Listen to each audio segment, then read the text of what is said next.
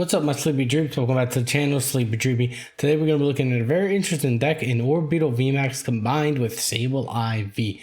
Now subscribe to the channel so you don't miss out on any future content, and smash that like button down below. And for the question of the day, tell me what in the comment section below, what is your least favorite deck to play against? My least favorite personally to play against is ADB. Obviously, the game just becomes boss game. Let's get real. Now let's get on to the video. Alright guys, here's the 60 I came up with for Orbeetle VMAX Sableye V deck. Took some inspiration from Zapdos TCG, and you know, if you want to check out his full deck list, I changed some counts, added a little bit of cards here and there. Go ahead, check out his deck. He's a great competitive content creator, so go check him out as well. He's overall just provides a very great list, and go check him out. But first off, we're starting off with 4 Orbeetle Vs.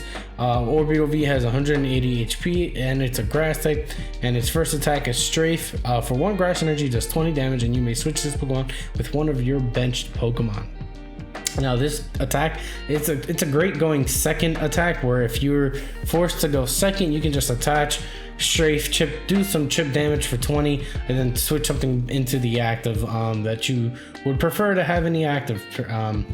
So that's great right there. And then we have for an extra energy, we're doing Mysterious Wave, which has a base of 50 and it does 30 more damage for each energy attached to your opponent's active Pokemon. That could be a great attack as well. In general, if you can't get that VMAX up going fairly quickly. So now we're going to the main attacker of the deck, which is Orbeetle VMAX. Now Orbeetle VMAX, we mainly want to play this for the Eerie Beam. Now once during your turn, if this one is in your active spot, you can put 1 damage counter on each of your opponent's Pokemon. That's insane damage. You're easily spreading 60 damage across the board. Not 60 across the board, but just, you know, 60 total, and that damage can quickly add up because Eerie Beam stacks. So if I have 2, 3, 4 Orbeetle VMAXs on the wall, I can only have max of 3, but if I have 3 on the bench or anywhere, I can switch them into the active and activate each one of them that way I'm spreading 30 across the board. And also G-Max Wave with the base of 50 does basically the same thing as its base attack, but instead it gets powered up for 50 for each energy attached to your opponent. Basically, if your opponent has 3 energy, you're doing what, 200 damage if they have 3 energy attached. Yeah, you're doing 300 damage. Not 300, 200 damage, 150 if they have 2. So that's not bad, because most attackers these days are either playing 2 or 3 energy on average. So on average, you're doing 150 to 200 damage. On top of that, our second attacker, we have Sableye V. Now Sableye V, for 1 energy, load search, we can put a trainer card back into our hand from our discard pile. Great for some recovery if we feel like we can't get a decent attack off that turn. So again, just maybe we can grab any, like, I don't know, a Roxie, an additional Bird Keeper, some Marnie, some supporters, maybe something was discarded that we really needed to get back. And then also the main attack that we want to do is Crazy Claws. This attack has a base power of 10 and 60 damage for each damage counter. So you literally only need to do like 2 Eerie Beams and you're already doing 130 damage. Add another 60, you're doing almost 190. That's 2-shotting almost everything. And I feel like Sableye V can come in and clean house. It isn't meant to go out and attack when you have so little damage, but even then, in general, all you need is 6 damage counters and you're not 1-hit KOing a lot of things. And then we also, for our last attacker, we are playing a Pheromosa. Mainly, we do have Jet Punch, which does 30 and allows us to attack the bench as well. We have Elegant Soul that does 190. Most likely, we're not going to be using that attack, but we mainly have Pheromosa for that. Beast Game GX, giving us a GX option within 50 damage. Maybe we're spreading damage throughout the game a lot, and we're able to like finish that one last thing off with 50 damage and take 1 extra prize with the Beast Game GX. So that's why the Pheromosa is there. Quickly can help us finish off games if we need to. And then on top of that, we're playing 4 Weezings, blow away bomb Weezings. This pairs well with our Roxie engine that we're playing, which you'll see later. We're playing 4 Roxie. On top of that, we're playing 1 Dedenne for additional draw if we absolutely need to. We really don't want to play Dedenne, but if we have to, we will.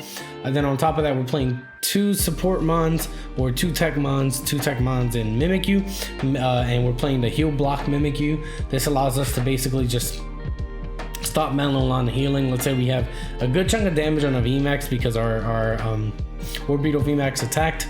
We can just play our Mimikyu on the bench and they can't Melon on anymore. So even if they switch into the bench, we can still boss it up and possibly kill it with a Sableye V next turn. And then we have Mr. Mime Scuba Block. Scuba Block is mainly there for us to stop scoop ups of like small things like Chirachi, possibly other tech Pokemon, anything that's very small on the bench. We want to stop and we want to be able to keep them on the bench so we can knock them out and have it basically bait for Beast Game GX and essentially just take 2 prizes easy there. So now our main supporter line is we're playing 4 Roxies. Again, we want to play Roxies with blow away bombs so that we're spreading 1 or even 2 damage counters across the board fairly quickly. We're playing 3 Bird Keeper, a very high count with Bird Keeper because we want to be very mobile with our Orbeetle VMAX and being able to spread a lot of damage with Eerie Pulse.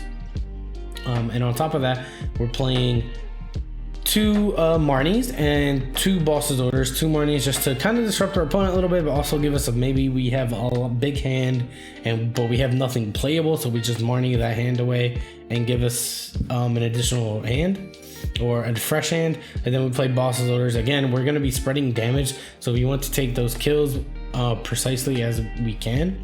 And then we're playing 2 Turffield Stadiums. Turffield Stadiums mainly just to get out our Orbeetle VMAX as fast as possible. We want to be using the Eerie Impulse pulses as quick as possible. For our item cards, we're playing 4 quick balls just to get our basics down fairly quickly, and we're playing a decent amount of Pokemon.